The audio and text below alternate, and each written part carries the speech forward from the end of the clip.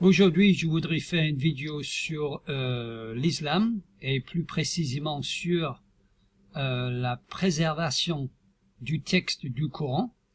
Et je précise au début que cette vidéo est une adaptation d'une autre vidéo faite par David Wood. J'ai déjà mis en ligne, voici à l'écran, une vidéo dans laquelle on regarde Dr Yasser Qadhi, l'homme à l'écran là, qui parle du récit traditionnel musulman concernant la préservation du texte du Coran. Il faut savoir que depuis des décennies, voire des siècles, les musulmans nous disent que il n'y a qu'un seul texte du Coran et que ce texte a été préservé depuis l'époque des premiers musulmans jusqu'à aujourd'hui à la lettre près. Ce texte du Coran, ce seul texte du Coran qui existe dans le monde aujourd'hui, est le même qu'avaient les premiers musulmans, et ça, nous disent-ils, depuis des décennies, à la lettre près. Et donc, ils sont très contents, les musulmans, de faire le contraste avec les manuscrits qui restent de la Bible, du Nouveau Testament surtout, et nous savons que il y a plusieurs manuscrits différents. Il y a des milliers de manuscrits différents concernant le Nouveau Testament, parce que nous, les chrétiens, nous savons que nous avons des variants dans les manuscrits du Nouveau Testament. Mais les musulmans, disent-ils, dans le texte coranique, ce n'est pas le cas. Nous pouvons avoir entièrement confiance dans ce texte parce que il n'y a qu'un seul texte coranique et c'est le même depuis des siècles à la lettre près. Alors, la première chose qu'on a envie de dire est que ce discours-là, qui est avancé par les apologètes et les imams musulmans, est relié au niveau populaire par les youtubeurs de l'islam, ce discours-là ne correspond pas déjà à ce que disent les textes de l'islam eux-mêmes, c'est-à-dire les textes sacrés, les hadiths, la sunna de l'islam contredisent ce récit. Donc ce n'est pas les chrétiens qui contredisent ce récit, c'est que nous lisons les textes de l'islam et nous voyons que leurs propres textes contredisent ce récit. Et je vous donne deux exemples. Voici le premier exemple. Donc, je suis sur le site de Quran X et je suis dans la collection des hadiths et je suis dans l'hadith de Sahih Muslim, donc livre 5, hadith 2286. Vous le voyez à l'écran. Malheureusement, je ne l'ai trouvé qu'en anglais et en arabe, donc je n'ai pas trouvé la version française.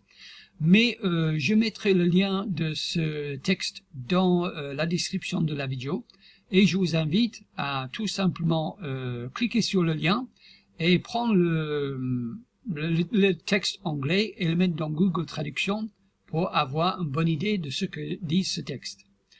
Et nous lisons ici tout d'abord que Abu al-Aswad rencontre des musulmans de Basra. Et il dit de ne pas être laxiste dans la récitation du Coran parce que il cite son propre exemple où avant il citait des versets du Coran qu'ils ont oubliés, des chapitres du Coran qu'il a oubliés. Et il donne quelques lignes, il cite quelques lignes de ces chapitres qu'il a oubliés. C'est pas des versets, c'est des chapitres. Et les citations qu'il donne ne se trouvent pas dans le Coran actuel, le Coran que nous avons aujourd'hui. Donc, ce monsieur, un des premiers musulmans, ce récit est raconté dans le hadith de Sahih Muslim, donc c'est une source très réputée dans l'islam, n'est-ce pas? Il dit lui-même que certains chapitres du Coran ont été oubliés par ce qu'il a récité, et comme preuve, il cite 2 versets de ces chapitres, et aucun de ces versets ne se trouve dans le Coran aujourd'hui.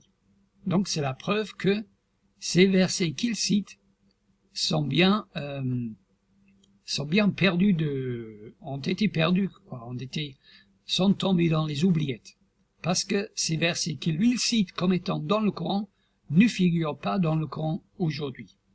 Et puisque Mohammed a dit que les premiers musulmans sont les meilleurs réciteurs du Coran, on peut penser que cet homme-là, c'est mieux que les musulmans d'aujourd'hui. Donc là, un exemple où les sources musulmanes elles-mêmes, les textes de l'islam eux-mêmes contredisent ce discours des musulmans aujourd'hui qui disent que le Coran a été préservé à la perfection depuis les premiers musulmans.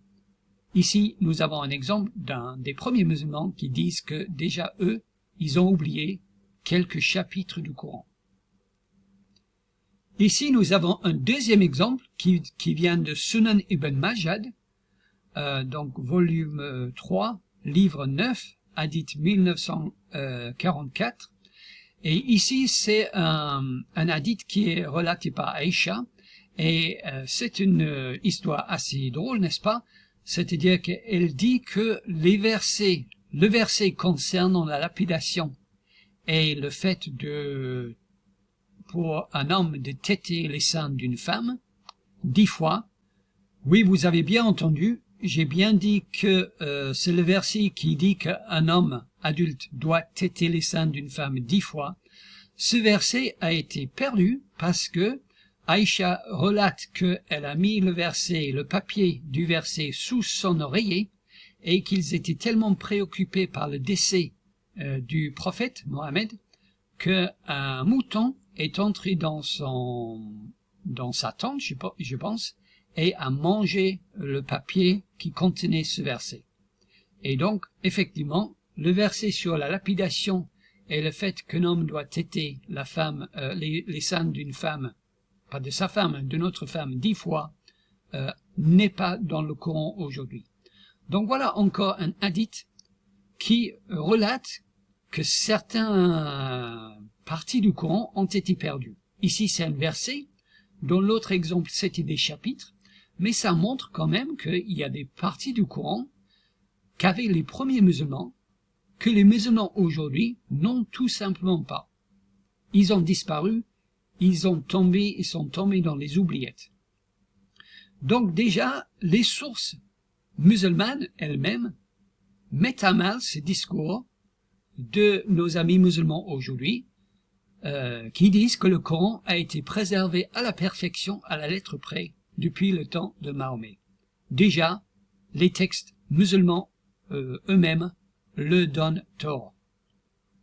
Mais malgré ces preuves dans les textes musulmans qui réfutent la position des musulmans aujourd'hui, ça ne les empêche pas, et les empêchait pas, de maintenir que le Coran, le texte du Coran, a été préservé à la lettre près jusqu'à aujourd'hui.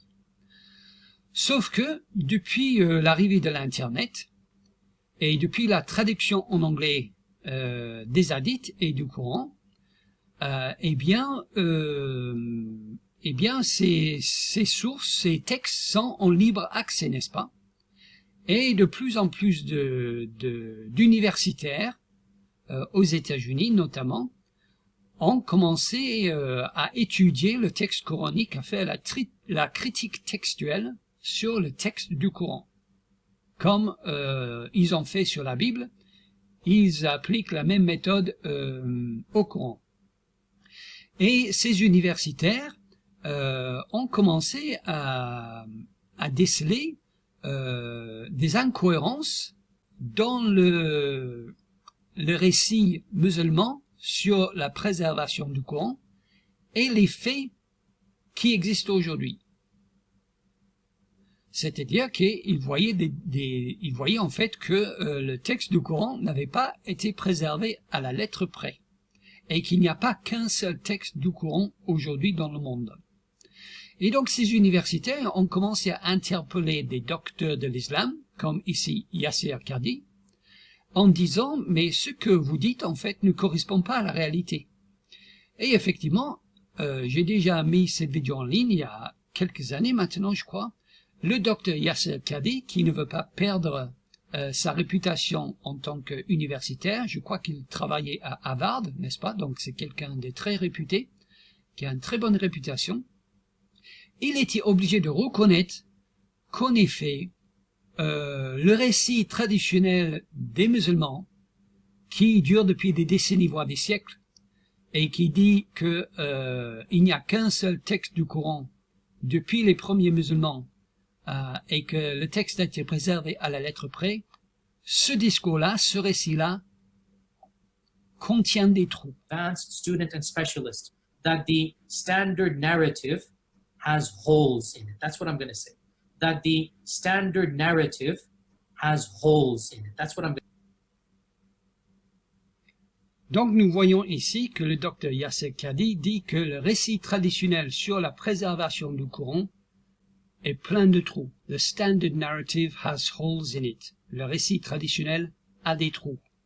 C'est-à-dire que ça ne correspond pas, le récit traditionnel ne correspond pas aux faits, c'est-à-dire au texte, au manuscrit qu'on découvre aujourd'hui, qui existe aujourd'hui, du texte du Coran. Et donc déjà, docteur Yasser Qadhi a jeté un pavé dans le mare, on peut dire, dans le monde musulman, parce que ce discours-là est était inconnu dans le monde musulman. Et il y a beaucoup d'apologètes populaires qui l'ont dénoncé comme étant un hypocrite et comme étant presque un apostat, d'avoir mis en doute la préservation parfaite du Coran. Mais ce n'est pas fini. Ce n'est pas fini parce que maintenant le docteur Shabir Ali, que vous voyez à l'écran, qui est un apologète canadien très connu dans le monde anglophone, a dû maintenant aussi reconnaître que le texte du Coran n'a pas été préservé à la perfection. Et je veux dire ici, attention, je ne parle pas de traduction du texte, qu'on ne se trompe pas de quoi on parle. Je parle du texte du Coran en arabe, et je ne parle pas de différence de prononciation ou de voyelles, je parle de textes différents, c'est-à-dire deux textes du Coran qui contiennent des mots différents et des phrases différentes. Donc je parle de deux textes du Coran différents. Et vous allez voir que Shabir Ali, il dit la même chose que moi. C'est-à-dire que maintenant, les universitaires, les docteurs en islam se rendent compte qu'ils ne peuvent plus cacher ces choses. Et donc, petit à petit, ils distillent des vérités. Ils ne veulent pas choquer trop la communauté musulmane, mais ils se rendent compte qu'ils sont obligés de dire ce qui est vrai, parce que sinon ils vont perdre leur crédibilité dans le monde académique. Et donc ils sont obligés, à demi-mot, tout en reculant, à reconnaître que en fait ils nous ont menti pendant des décennies, et que ce qu'ils ont raconté à la communauté musulmane et ce qui a été relié par nos amis musulmans, sûrement par l'ignorance de leur part, n'est pas vrai. Je veux dire par là que les imams et les spécialistes de l'islam savaient bien que ce qu'ils disaient était faux, ils savaient bien que ce récit était faux, mais je pense que nos amis musulmans reliaient en toute bonne foi cette information sur la préservation parfaite du Coran, mais maintenant les spécialistes reviennent tout doucement sur le propos pour dire que finalement ce n'est pas vrai. Bien sûr, ils ne le disent pas comme ça parce qu'ils sont très prudents, n'est-ce pas?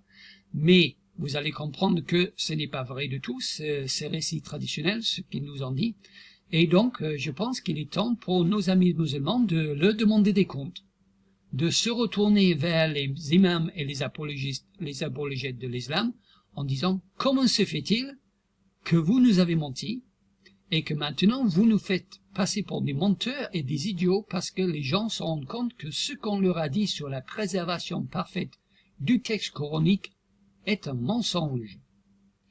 Donc nous allons écouter le docteur Shabir Ali pour voir ce que lui il dit. Today, most Muslims read the Quran in a text that is referred to as the Egyptian edition of 1924. That's how scholars refer to it. Most Muslims may not have realized that this is the designation for that manuscript. Donc la première chose que nous apprenons, c'est que le Coran qui existe aujourd'hui et que la plupart des musulmans appellent le Coran est en fait une édition égyptienne qui date de 1924. Donc déjà, c'est assez problématique. Ça ne prouve pas que le texte est faux. Mais quand on pense, quand les musulmans nous disent que le texte date depuis les premiers musulmans, quand on apprend que le texte du Coran que tout le monde lit aujourd'hui date de 1924, et a été fait en Égypte, déjà ça interpelle, n'est-ce pas? Et donc, Shabir Ali dit que la plupart des musulmans ne sont même pas au courant de ce fait-là. For that text to Muslims in general, this is just simply the Quran. But this is not the only text of the Quran that is read throughout the world. On va regarder ça encore une fois. Throughout the world. This is not the only text of the Quran that is read throughout the world. Donc Shabir Ali nous annonce là, comme ça, que ce n'est pas le seul texte du Coran qui est lu à travers le monde. Donc l'édition égyptienne, qui date de 1924, n'est pas le seul texte coranique qui est lu à travers le monde. Donc déjà, une bombe, n'est-ce pas? Une bombe dans le monde musulman. Il y a plusieurs textes, au moins 2, textes du Coran. Attention, on ne parle pas ici de traduction, ni de différence de prononciation ou de voyelles, on parle bien de 2 textes différents, c'est-à-dire avec des mots et des phrases différentes. Et donc là, Shabir Ali, là, avec sa première phrase ici, vient de confirmer ce que dit Yasser Qadhi dans la vidéo précédente, et il va plus loin, lui il dit carrément qu'il y a plusieurs textes du Coran. Donc là, Shabir Ali, ici, réfute catégoriquement le récit traditionnel qui dit que le Coran a été préservé à la lettre près depuis l'époque des premiers musulmans. Car Shabir Ali nous apprend qu'il y a plusieurs textes du Coran qui sont lus à travers le monde. Ça, c'est une bombe dans la communauté musulmane. Mais ce n'est pas fini. Il continue.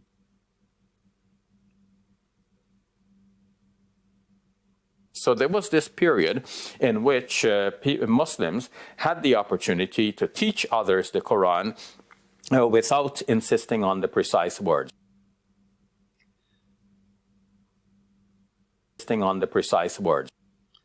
Donc là, Shabir Ali dit que il y avait une époque, au début de l'islam, où des musulmans pouvaient enseigner d'autres musulmans sans insister sur des mots précis, without insisting on the precise words, sans insister sur les mots précis. C'est-à-dire qu'ils pouvaient enseigner des doctrines de l'islam, mais sans insister sur des mots précis. Donc c'était pas des mots qui étaient importants à cette époque-là, selon Shabir Ali, c'était le sens, c'était l'idée, le concept qui était contenu, mais les mots précis n'étaient pas très importants. Et donc vous imaginez bien que si les premiers musulmans enseignaient d'autres musulmans, mais chacun utilisait les mots qu'il voulait, eh bien qu'il est très très peu probable qu'après tous ces personnes qui enseignaient le Coran ont écrit ou avaient le Coran avec les mêmes mots dedans. Car Shabir Ali nous apprend ici que les mots n'étaient pas très importants, ils insistaient pas sur des mots précis. Donc ça aussi, ça met à mal ce discours comme quoi le Coran était préservé à la lettre près, parce que ici c'est même pas les lettres qui sont préservées, Et ce n'est même pas les mots qui sont préservés, car chacun utilisait les mots qu'il voulait au début. Et ce n'est pas fini. Recently, a manuscript has been discovered from Sana'a in Yemen, and it's referred to as the Sana'a manuscript. That manuscript has 2 layers of Quranic writing. The lower layer has been scraped off, and Donc là, je veux juste préciser que ce que Shabir Ali dit ici, que il y a un texte coranique qui a été trouvé à Sanaa, au Yémen, et que ce texte contient 2 couches d'écriture, c'est-à-dire avant, ça existait aussi pour les codex de la Bible, on pouvait écrire un texte, et après, puisque souvent c'était des peaux d'animaux, on pouvait laver, ou Shabir Ali ici gratter, on pouvait gratter ou laver le premier texte, et après écrire dessus, écrire un autre texte dessus. Avec le papier aujourd'hui, bien sûr, c'est pas possible, mais avec les codex, c'était possible, on pouvait laver un premier texte et écrire dessus. Et donc, un manuscrit a été trouvé à Sanaa au Yémen, qui a donc un texte inférieur qui a été effacé, gratté, il dit, et un autre texte qui a été écrit dessus. Sauf qu'aujourd'hui, ça existe aussi pour le texte biblique, on arrive avec les technologies aujourd'hui à lire le texte inférieur, c'est-à-dire ce qui était effacé ou gratté, on arrive aujourd'hui à lire donc les 2 textes. Je continue avec la vidéo. And the upper layer has the Quranic text written over. Now, the upper layer text quite closely corresponds to what Muslims are reading in the world today as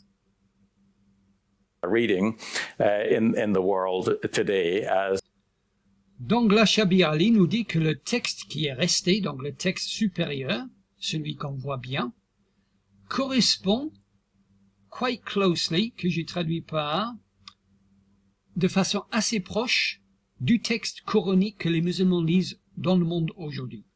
C'est-à-dire le texte qui est facile à lire, le texte supérieur qui est resté, correspond d'une façon assez proche, est assez proche au texte que lisent les musulmans aujourd'hui. Mais c'est pas ça que les musulmans nous disaient. Ils disaient que il y a qu'un seul texte du Coran. Donc il ne doit pas être proche, il doit être identique à la lettre près. Donc nous apercevons encore une fois que Shabir Ali reconnaît que les musulmans nous ont menti.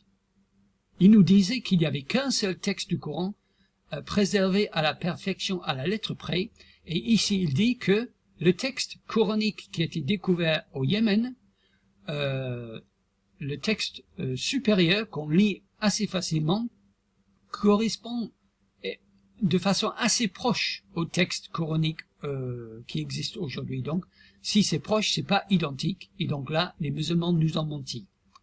Mais ce n'est pas fini. To what Muslims are reading in the world today as the text of the Quran. The lower text that has been scraped off has some variation from what Muslims are reading in today's text. Has some variation from what Muslims are reading in today's text. Et là, Shabir Ali dit que le texte inférieur qui a été effacé, mais qu'on arrive à lire, eh bien, contient des variants avec le texte, le Coran qu'on lit aujourd'hui dans le monde, à travers le monde. Donc là, vous vous rendez compte de la situation dans laquelle il se trouve ici, Shabir Ali, le pauvre. Il est en train de nous dire que on a trouvé un texte coranique avec 2 couches de texte.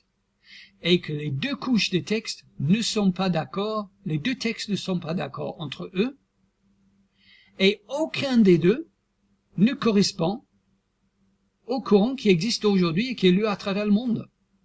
C'est hallucinant quand même, quand on compare ça à ce que les musulmans nous racontaient depuis des décennies. Il y a un document au Yémen, le texte coranique.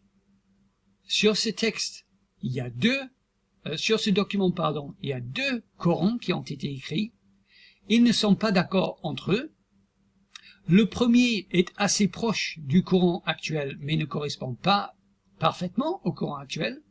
Et le deuxième, celui qui a été effacé, contient des variants. Donc on peut imaginer que si Shabir Ali utilise l'euphémisme qu'il y a des variants, ça veut dire qu'il est plutôt différent du Coran qui existe aujourd'hui. Et donc ça veut dire que, eh bien, avec la découverte de ce texte coranique au Yémen, ça veut dire qu'il y a au moins 3 textes coraniques qui existent aujourd'hui dans le monde. La couche inférieure, qui contient des variants, la couche supérieure, qui est assez proche mais pas identique au texte coranique aujourd'hui, et le texte coranique aujourd'hui que tout le monde lit, tous les musulmans lisent dans le monde actuel. Donc je ne sais pas, mes amis musulmans, mais si j'étais vous, je demanderais des comptes à mes responsables religieux parce qu'ils vous ont menti, ils vous ont clairement menti. Maintenant ces choses sortent dans le domaine public et donc ils sont obligés, ils sont contraints et forcés de reconnaître que ce qu'ils nous avaient dit sur la préservation parfaite du Coran est fausse. Et ils sont obligés de vous dire, parce que vous découvrez, je pense, en même temps que nous, que ces choses étaient fausses. Et donc, il faut leur demander des comptes. Pourquoi est-ce que vous nous avez menti? Pourquoi est-ce que vous nous faites passer pour des menteurs? Et pourquoi est-ce que vous nous faites passer pour des idiots? Parce que des chrétiens et des non-musulmans, ils se moquent de nous. Ils se moquent de nous par rapport à ce que nous disions sur le texte du Coran, parce que c'est manifestement faux. Ce qu'on disait sur le texte du Coran, c'est manifestement faux. Il y a plusieurs textes arabes coraniques dans le monde aujourd'hui. Ça, c'est clair. Et donc, le texte du Coran n'a pas été préservé à la perfection. Et donc, il y a une argumentation importante de l'islam qui s'écroule. Parce que c'était une argumentation très importante dans le monde musulman. Aucun chrétien n'utilise cette argumentation pour la Bible. Mais dans le monde musulman, c'est une argumentation très importante qui était censée prouver la véracité du Coran par rapport à la Bible. Nous avons un seul Coran depuis des siècles, depuis l'époque des premiers musulmans, donc ça prouve que le texte du Coran est fiable. Eh bien, cette argumentation-là tombe comme un château de cartes. Elle s'écroule cette argumentation-là, et donc il faut revoir votre position. Et là, je dirais, pour finir, vous me direz, oui, mais et alors, quel est le problème? Parce que maintenant, nous sommes dans la même situation de la Bible. Il y a plusieurs textes. Si c'est pas un problème pour la Bible, pourquoi c'est un problème du Coran, pour le Coran? Eh bien, c'est un problème parce que vous nous avez menti. Vos responsables religieux nous ont menti. Alors, comment est-ce qu'on peut le faire confiance pour tout le reste? S'ils ont menti si ouvertement, et d'une façon si flagrante pendant des années, comment peut-on les croire pour le reste, ce qu'ils vont nous dire maintenant? Ils sont totalement discrédités, ils vous ont discrédité avec, et je pense qu'il est temps de revoir votre copie par rapport aux argumentations que vous utilisez pour défendre le Coran, parce que celui-ci, là, cette argumentation-là, est clairement fausse. Si ça avait été des responsables religieux chrétiens qui avaient menti aux chrétiens comme ça, les chrétiens leur demanderaient des comptes. Leur tête tomberait, ils seraient tous éjectés de leur poste. Alors, mes amis musulmans, c'est à votre tour maintenant de demander des comptes à vos responsables religieux, parce qu'il est clair maintenant qu'ils vous ont menti et que vous nous avez menti.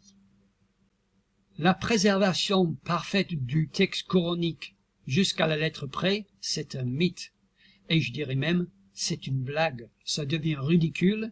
Il faut vite arrêter avec ces discours-là, parce que plus vous persistez, plus vous aurez l'air ridicule quand vous serez obligé de reconnaître, comme ces docteurs islamiques, qu'en fait, tout ça, c'était faux.